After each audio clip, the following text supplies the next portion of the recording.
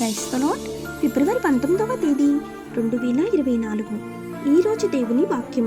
కృపా సత్యము వలన దోషమునకు ప్రాయశ్చిత్తము కలుగును. యెహోవా యందు భయభక్తులు కలిగి ఉండుట వలన మనుషులు చెడుతనం నుండి తొలగిపోవుదురు.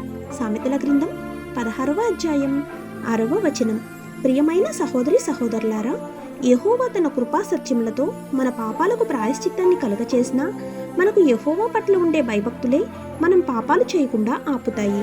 అందుకే దేవుని పట్ల ప్రేమను, ఆయన కృప పట్ల కృతజ్ఞతతో పాటు ఆయనకు బాధ కలిగిస్తామేమో అన్న భయాన్ని పెంపొందించుకోవటం ఎంతో ప్రాముఖ్యం. మనం దేవునికి సాటిలేని శక్తి పట్ల భక్తిని, గౌరవాన్ని పెంపొందించుకున్నప్పుడు మన హృదయాల్లో దైవ భయం కలుగుతుంది. సృష్టిలో కనిపించే ఆయన శక్తి గురించి ఒక్కసారి ఆలోచించాలి. యెహోవా తన ప్రజలతో వ్యవహరించిన విధానం గురించి బైబిల్లో నమోదు చేయబడిన వృత్తాంతాలను చదివి వాటిని ధ్యానించినప్పుడు మన ఆలోచనలు సరిచేసుకోవడానికి మనం కూడా పురుగొల్పబడతాము. ఆమీన్. God bless you.